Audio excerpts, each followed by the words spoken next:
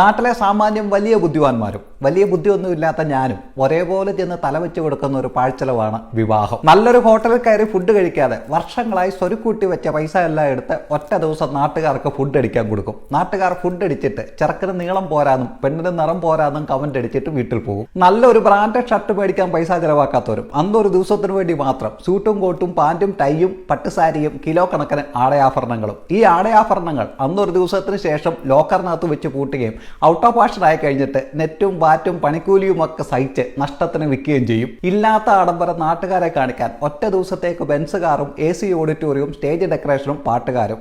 അങ്ങനെ ഒരു ദിവസം കൊണ്ട് ഒരു കാര്യവുമില്ലാതെ 10-20 ലക്ഷം രൂപ സ്വാഹ. ശരിക്കും പറഞ്ഞാൽ ചെറുക്കനും പെണ്ണും ഒരു അഡ്ജസ്റ്റ്മെന്റിൽ എത്തിയിട്ട് ഒരു ദിവസം നൈസായിട്ട് നാട്ടിൽ നിന്ന് അങ്ങ് മുങ്ങണം.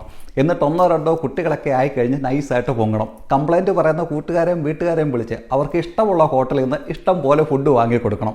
എന്നിട്ടും ബാക്കി വരുന്ന പൈസ ഫിക്സഡ് ഡെപ്പോസിറ്റ് ഇട്ട് എല്ലാ വർഷവും അതിൻ്റെ പലിശ എടുത്ത് കൂട്ടുകാർക്ക് ട്രീറ്റും വീട്ടുകാർക്ക് ഒരു ട്രിപ്പും നടത്തിയാലും ബാക്കി ലാഭമായിരിക്കും. കുറ്റം പറയുന്ന നാട്ടുകാരെ തിരിച്ച് കൊഞ്ഞനം കുത്തി കാണിക്കണം എന്ന ചെറിയൊരു സാങ്കേതിക പ്രശ്നമല്ലാതെ മറ്റു പ്രശ്നങ്ങളൊന്നും ഈ വിഷയത്തിൽ ഞാൻ കാണുന്നില്ല.